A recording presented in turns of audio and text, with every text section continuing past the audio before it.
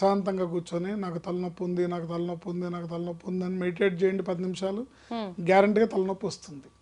వామ్మో, అంత పవర్ ఉంది మాటకి. మాటకు పవర్ ఉంటుంది. మాటే మంత్రం.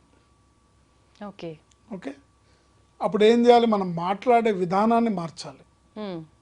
అంటే speak what you want, don't speak what you have okay అంటారు. అంటే మనకి ఏం కావాలో అది మాట్లాడాలి, మనకి ఏది ఉందో అది మాట్లాడకూడదు. ఓకే, సపోజ్ నాకు తలనొప్పి ఉంది అనుకోండి, నాకు తలనొప్పి ఉంది అనకూడదు, నా తలనొప్పి ఇప్పుడిప్పుడే తగ్గుతోంది అనాలి.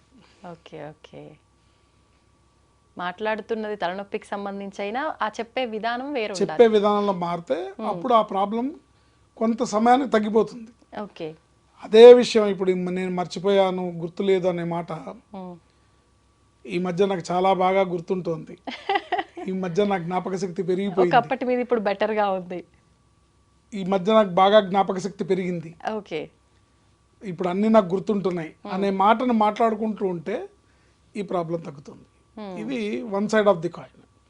కాకుండా మనం ఆధ్యాత్మికంగా మాట్లాడుకుంటే దీనికి ఆంజనేయ స్వామికి సంబంధించిన ఒక అద్భుతమైన శ్లోకం ఉంది. ఓకే, ఆ శ్లోకాన్ని జపించడం ద్వారా రోజుకి 41 సార్లు 41 సార్లు జపించడం ద్వారా పిల్లలకి, పెద్దలకి, ఎగ్జామ్స్కి ప్రిపేర్ అయ్యే వాళ్ళకి,